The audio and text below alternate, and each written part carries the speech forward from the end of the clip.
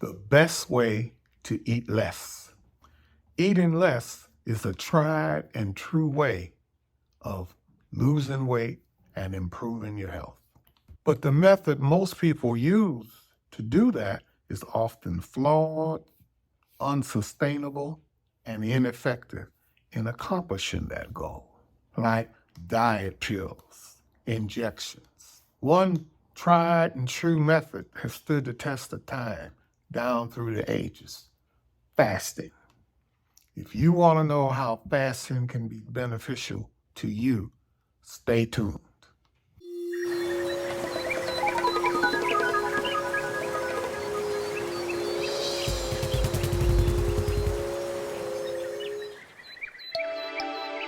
Hello, this is Dr. Raymond Edison, MD, your digital doctor, admitting you to my channel where we show you how to take charge of your health. If this is your first time, welcome. If you've been here before, welcome back. And thanks to you who've purchased the book that accompanies this video series. This is what you'll learn in this video: why intermittent fasting is an ideal way to improve your health, the many benefits of intermittent fasting that go beyond weight loss, how to make intermittent fasting part of your everyday lifestyle changes that lead to improved health. Fasting is practiced by many religions around the world and has been for thousands of years. It's practiced for its spiritual benefits. They achieve these spiritual benefits because the brain's focus is sharpened when the body doesn't have to divert blood to the gastrointestinal tract to digest food. The brain also uses ketones during fasting, which is a very efficient fuel. And fasting is quite often used when people are trying to achieve a task. People who study hard often eat mildly, if not at all. I've never had a Thanksgiving-style meal before a test or exam. So what is intermittent fasting that I'm talking about? Intermittent fasting can help you eat fewer calories and without having to count them. It's not a diet, it's a lifestyle. And it's been studied along with several-day fasting and found to be just as effective in many cases. So what is intermittent fasting? Intermittent fasting involves eating food only during a specified period of time and not eating the rest of the time. Most people will use anywhere from an 8 to a 4-hour window of eating. The rest of the hours are spent fasting, only consuming liquids without calories, like black coffee, like tea, unsweetened tea, and water. We were designed to adjust to the environment we were in. And in that environment, food was not always readily available. So we were designed to be able to eat and then go several days without eating with sufficient energy. The energy needed to hunt down the next meal, trap it, and take it back to wherever the village was, etc. That often involved being hungry, but still being sharp, able to focus on the task at hand. And you see, that's why the body has such a sophisticated energy storage system. Whatever you eat, if you don't use it for energy, your body stores it, turns it to fat to be used later when you're not eating. But if you're never not eating, that can be a problem.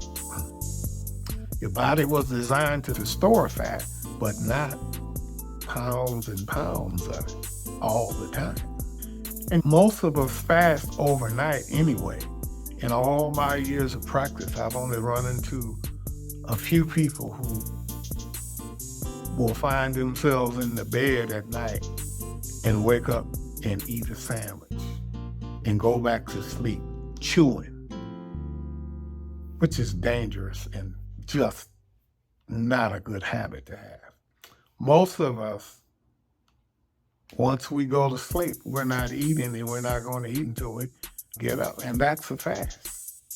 And if you're doing like you should, that 8 to 9 hours a night, that's 8 to 9 hours that you're not eating at all. You become accustomed to that. Once you were a baby and was able to sleep all night without waking up crying for whatever reason, you were fasting. That's why breakfast is called break fast. So with intermittent fasting, you just stretch it out a little bit. You take it a little longer. You do not eat during those times that you sleep, which is good, and you just extend it to a little beyond when you wake up, and you eat that last meal substantially before you go to bed. And that can start out as an 8-hour window. It can be cut down to a 6-hour window, and some people do it in a 4-hour window and wind up eating one meal a day. That's personal preference. Either of those systems will work for you, as long as you don't snack and you eat no calories during the fasting period. And that means that you gotta eat food that satisfies, not by volume, but by nutrient. Things that were made for you, things that will give you the amount of energy that you need so that you're not craving and what we call starving. You're not starving, but wanting to eat so bad. And that takes some getting used to. So my advice to anyone that's going to try this, and you should, is that you start eating correctly first. Eating whole food, eating dense foods. Stay away from the man-made fast food stuff. And your body will respond to that, to getting those nutrients and things you need with satiety. Meaning that you won't be craving. Like the guy who ate the Big Mac and is full but still hungry. You know what I'm talking about. And here's the thing you have to keep in mind. Remember, those of you who read the book, extremes are bad. All over. I don't care, from politics down to cell biology, extremes are bad. Cancer is an extreme where the cell doesn't stop growing, doesn't stop dividing. So you want to stay away from extremes. So even when you're doing intermittent fasting, I don't do it on weekends. If I want to have an early breakfast or go out with the grandkids and kids, I'll do that. And if something during a ball game that we're sitting around looking at, we'll do that. But during the week, I keep up with it. That way, it's not interfering with my lifestyle. It's not causing me angst. Oh boy, they came to this restaurant I haven't been to in years, and I sure would like to get back there. But I'm fasting. That anything that you're going to do for the rest of your life or for any length of period can't be too extreme. It's got to be something that you can sustain. Whether it's working out or whatever, you're much better off working out 15 minutes, 2 or 3 times a week than 2 hours a day for 3 months and then stopping. That makes no sense. Then there are benefits of fasting that go beyond weight loss. There's something called autophagy. Now, what is that fancy word? That's where your body does a kind of cleanup situation. It breaks down old cells that are back weak and whatnot, and they get rid of them, and they recycle the ingredients and make new things. This condition of getting rid of the thing, it only occurs during fasting. It does not occur while you're eating. So, and it's believed that this autophagy, cleaning up old systems and getting rid of the junk and recycling, has to do with decreasing your risk for cancer and things like Alzheimer's, where cells just deteriorate continuously. Intermittent fasting has worked well with diabetics because diabetic Diabetes is a dietary disease. It's how much you eat, and more importantly, what you eat. And when you're eating less, you're helping your diabetes. And it's known to reduce insulin resistance. There have been people who have combined intermittent fasting with other things and reduced sometimes their insulin down to nothing. And a lot of the pills that they need, that they were taking, they don't need anymore. Even if you read that it's a trend, that just means that people are interested in it, talking about it maybe, but it's not a trend. It's been around forever. I remember when I was a little boy, my father was a pastor at a church, and he used to say, stop eating after 6 if you want to lose weight. Don't eat anything after 6. And a lot of people did it, and they had success. That was intermittent fasting. That's not what he called it, but that's what a lot of people in his era did. And it worked. So it's not new. It's not trendy. It's not a fad. And there's no need to be fanatical about it. You do it most of the time. You give yourself a break. You go ahead. Even in the days of hunter-gatherer, they had feasts. They had days where they probably ate like pigs. But then they had days where that it was scarcity, and they had to go out and have the energy to get it. So all in balance. So the best way, when you get to how-to, the best way is to start with an 8-hour eating window.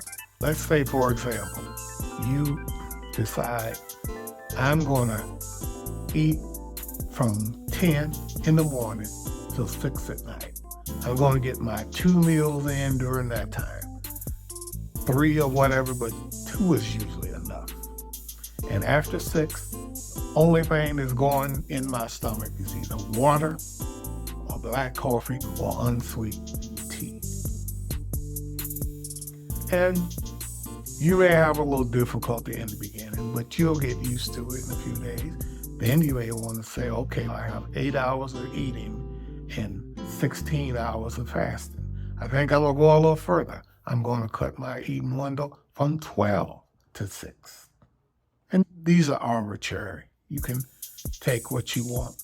And then now I'm eating 6 hours and 18 hours I'm not eating.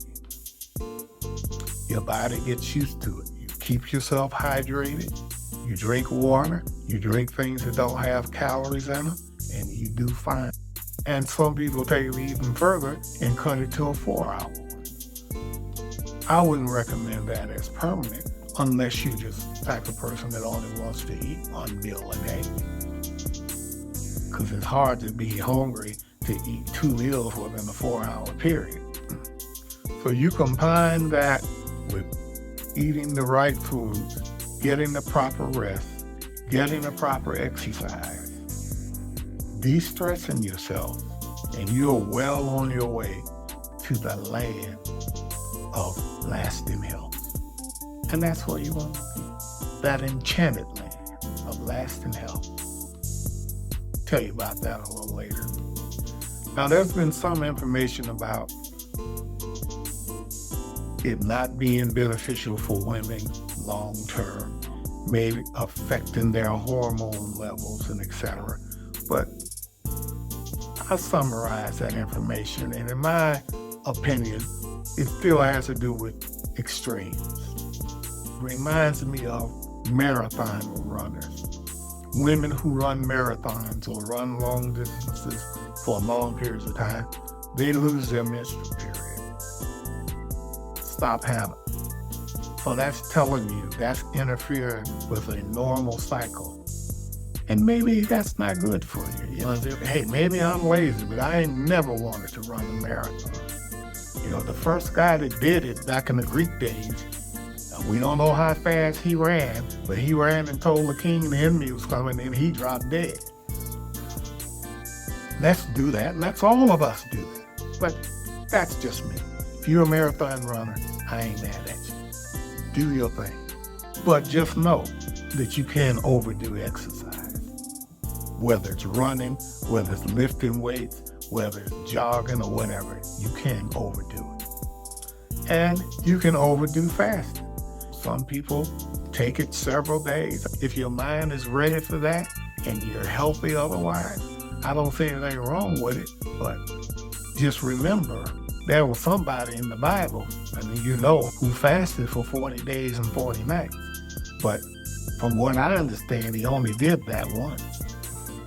It wasn't every weekend thing or every quarter. I only heard of it once. Now, I'm no scholar. If I'm wrong, let me know in the comments. Oh, he did it 10 times. I don't know. I'm not aware of it. But I'm just saying, stay away from extremes.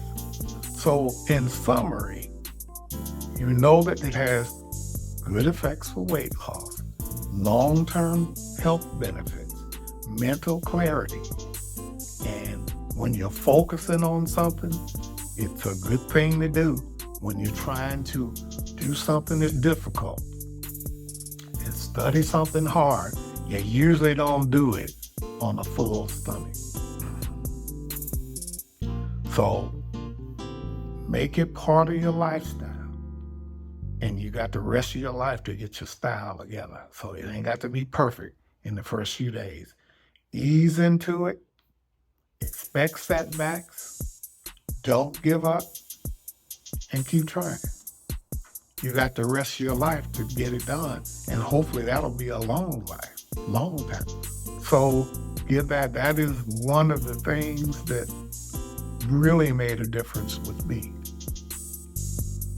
And a lot of physicians do it. They just don't tell you about it because they feel like, oh, well, I can't get them to take a pill, so in a way I'm gonna get them to do that. But hey, if you want to know the truth, that's one of the things you need to do.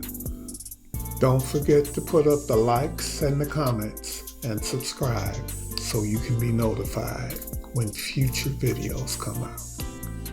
Adopt this and other things you'll learn in this video series, and you'll be well on your way to lasting health.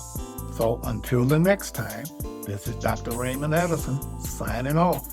And for now, you're discharged.